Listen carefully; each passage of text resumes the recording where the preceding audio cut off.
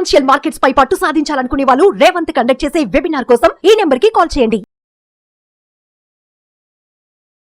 Suman TV ప్రేక్షకులకు నమస్కారం. So ఈరోజు ఆల్రెడీ మనకి ఎలక్షన్స్ వచ్చేసాయి. దాదాపుగా మనకి ఏవైతే ప్రీవియస్గా లాస్ట్ 6 months నుంచి మోడీ గారి సెంటిమెంట్ వల్ల మోడీ స్టాక్స్ అని సోషల్ మీడియాలో ప్రచారం చేయబడ్డారో, సో బేసిక్గా మనం ఒక విషయం గుర్తుపెట్టుకోవాలి. మోడీ స్టాక్స్ అంటే మోడీ గారు పెట్టుబడులు పెట్టిన స్టాక్స్ కాదండి, ఆయన ఫోకస్ చేద్దాం అనుకున్నటువంటి సెక్టార్స్ అవి.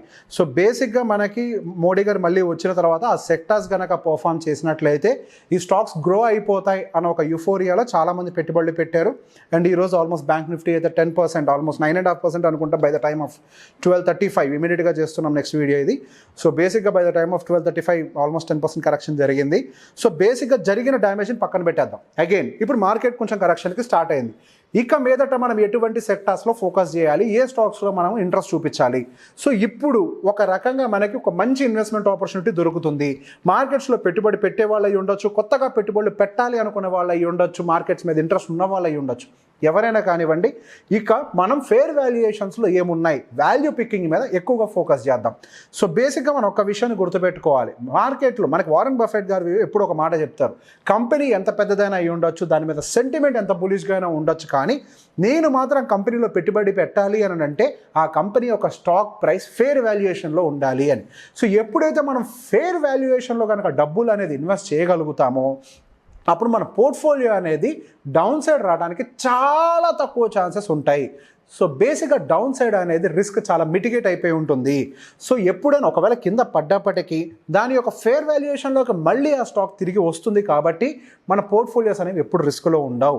మనం సోషల్ మీడియాలో చెప్పే వాళ్ళ మాటలు వీళ్ళ మాటలు పట్టించుకొని మోడీ స్టాక్స్ XYZ సార్ ఒక్కటే మాట ఎవరైనా గుర్తుపెట్టుకోండి, మనకి ఎలక్షన్స్ అనేవి పర్సనల్ సెంటిమెంట్, మార్కెట్ ఇంకొక రకంగా చూస్తుంది. యాక్చువల్గా ఏం జరుగుతుందో ఎవరు ప్రిడిక్ట్ చేయలేరు. సోకాల్ వాట్ మన వచ్చిన ఎగ్జిట్ పోల్స్, అన్ని ఎగ్జిట్ పోల్స్ తప్పైపోయినాయి, బ్రేక్ అయిపోయినాయి. సో బేసిక్గా మనం ఎమోషనల్గా చాలామంది డబ్బులు పెట్టి ఈరోజు నష్టపోయిన వాళ్ళు కోకొలలు ఉంటారు. నాకు తెలిసి కొన్ని లక్షల కోట్ల రూపాయలు నష్టపోయి ఉంటుంది ఈరోజు మార్కెట్ దాదాపుగా. సో బేసిక్గా మనం ఇక యూఫోరియాలో కాకుండా వాల్యూ పికింగ్ మీద ఫోకస్ చేసే ప్రయత్నం చేద్దాం. సో ఇప్పుడున్నటువంటి పరిస్థితులు మీరు గమనించినట్లయితే పర్టికులర్గా ఈ రోజు ఇంత 10% బ్యాంక్ నిఫ్టీ పడ్డ రోజు, 7%, 8% దాదాపుగా నిఫ్టీ పడ్డ రోజు మీరు గమనిస్తే IT sector and pharma sector and FMCG sector, పర్టిక్యులర్గా ఈ 3 సెక్టార్స్ మీరు గమనించినట్లయితే డౌన్ సైడ్ రిస్క్ వాళ్ళకి చాలా తక్కువగా ఉంది. మన ఐటీ సెక్టార్ గురించి ఎప్పటి నుంచో చెప్తున్నాము. ఒకవేళ మార్కెట్ పడ్డ ఐటీ సెక్టార్ అనేది చాలా లో ప్రాబబిలిటీ ఉంది దానికి డౌన్ సైడ్ డ్రాగింగ్ చేయడానికి. ఎందుకు అని అంటే రీసెంట్ ర్యాలీలో దాదాపుగా 2-3 సంవత్సరాల నుంచి పార్టిసిపేట్ చేయట్లేదు. కోవిడ్ ర్యాలీ తర్వాత ఒక డిప్ వచ్చింది, ఆ డిప్ తర్వాత పెద్దగా ఏమీ ర్యాలీ జరగలేదు. వాటి యొక్క కంపెనీ వాల్యుయేషన్స్ అన్ని కూడా ఫేర్గా ఉన్నాయి.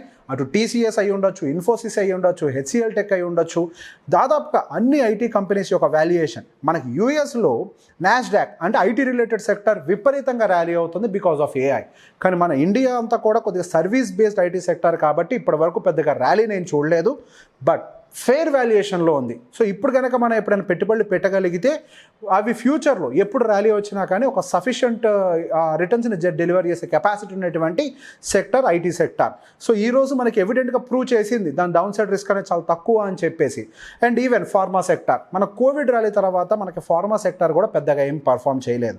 సో ఫార్మా సెక్టార్కి కూడా మనకి గోయింగ్ ఫర్దర్ డెఫినెట్గా ఫేర్ వాల్యుయేషన్లోనే ఉంటుంది, మంచి ఇన్వెస్ట్మెంట్ ఆపర్చునిటీస్ ఉంటాయి. అండ్ దాంతోపాటుగా FMCG, సో FMCGలో కూడా మనకి సేమ్ కండిషన్ చూస్తున్నాం. So A part of this ఈ 3 పక్కకు పెడితే నెక్స్ట్ మన గ్రోయింగ్ ఇండియాని బేస్ చేసుకొని మనకి ఇప్పుడు పడ్డ ఫాల్లో మనం ఏ సెక్టార్స్ని ఎక్కువ ఐడెంటిఫై చేయొచ్చు అని అంటే మ్యానుఫ్యాక్చరింగ్ మీద కొద్దిగా ఎక్కువగా ఫోకస్ పెట్టాలి. సో మ్యానుఫ్యాక్చరింగ్ సెక్టర్ అనేది గోయింగ్ ఫర్దర్ మన మార్కెట్లో కొంచెం ఎక్కువగా బూమ్ అవడానికి అవకాశాలు కనిపిస్తున్నాయి. సో బేసిక్గా మ్యానుఫ్యాక్చరింగ్ ఇండస్ట్రీ మన సైడ్ బాగా పెరుగుతోంది. అండ్ ఈవెన్ మన మ్యానుఫ్యాక్చరింగ్ ఇండెక్స్ డేటాస్ కూడా గమనించినట్లయితే చాలా ఎక్స్పాన్షన్ జరుగుతుంది, కానీ ఎక్కడ ఎటువంటి కాంట్రాక్షన్ కనిపించట్లేదు. అండ్ మొన్న వచ్చినటువంటి GDP డేటా అంత బాగా 8.2% రావడానికి గల కారణంలో ఒక మెయిన్ కాంట్రిబ్యూషన్ కూడా మ్యానుఫ్యాక్చరింగ్ అండ్ మైనింగ్ సెక్టర్ యొక్క కాంట్రిబ్యూషన్ విపరీతంగా పెరగటమే. సో ప్రీవియస్ ఇయర్లో అదే మ్యానుఫ్యాక్చరింగ్ సెక్టర్ మైనస్లో డెలివర్ చేసినట్లయితే ఇప్పుడు ఆల్మోస్ట్ +8 to 9% డెలివర్ చేసినట్టుంది. అండ్ మైనింగ్ సెక్టర్ జస్ట్ 2% ప్రీవియస్గా డెలివర్ చేసినట్లయితే ఇప్పుడు ఆల్మోస్ట్ 7% డెలివర్ చేసింది. సో బేసిక్గా దీన్ని ఫండమెంటల్ వే ఆఫ్ అనాలిసిస్ అని అంటాం. సో బేసిక్ ఇలా అనాలిసిస్ చేసి మనం ఫ్యూచరిస్టిక్ స్టాక్స్లో ఇన్వెస్ట్మెంట్ పెట్టుకోవాలి. సో బేసిక్గా మనకి ఇంకొక ఆపర్చునిటీ ఏంటి అని అంటే private sector banks and PSU బ్యాంక్స్ని కొంతవరకు పక్కకు పెట్టండి, అవన్నీ కూడా బాగా ర్యాలీ అయ్యాయి. అవి ఎక్స్ట్రీమ్ వాల్యుయేషన్లో ఉన్నాయని నేను చెప్పట్లేదు, కానీ బాగా ర్యాలీ ఆల్రెడీ జరిగింది, కొంత ప్రాఫిట్ బుకింగ్ కూడా జరుగుతోంది. సో ఇప్పుడు మనకు కొంచెం ఇంకా వాల్యుయేషన్ బాగుంది ఏదైనా ఉంది అని అంటే పర్టికులర్గా private sector banks. HDFC bank గురించి అందరికి అవగాహన ఉంది. ప్రపంచంలో one of the biggest bank, అది one of the largest bank and ఇండియాలో నెంబర్ 1 కంపెనీ. సో బేసిక్గా మనకి ఆ బ్యాంకుకి సంబంధించి మనకి మర్జర్ జరిగిన తర్వాత పర్టికులర్గా విపరీతంగా షార్ట్ కొట్టేశారు, అంటే బాగా పడిపోయింది పర్టికులర్ హెచ్డిఎఫ్సి బ్యాంక్. సో చాలా ఫేర్ వాల్యుయేషన్స్లో ఉంది, ఇప్పటికీ కూడా పెద్దగా ఏమీ పెరిగింది ఏం లేదు. అండ్ ఇవాళ జరిగినటువంటి కరెక్షన్లో డెఫినెట్గా అన్ని బ్యాంక్స్ కూడా కిందకు వచ్చేసాయి. సో బ్యాంకింగ్ సెక్టార్లో కనుక ప్రైవేట్ బ్యాంకింగ్ సెక్టార్ కొంతవరకు ఇంట్రెస్టింగ్గా నా పర్సనల్గా కనిపిస్తుంది. అండ్ పర్సనల్గా మీరందరూ కూడా రీసెర్చ్ అయితే మీరు డెఫినెట్గా మీరు సపరేట్గా చేయాల్సిందే, నేను చెప్పేదాన్ని పూర్తిగా డిపెండ్ అవ్వకూడదు.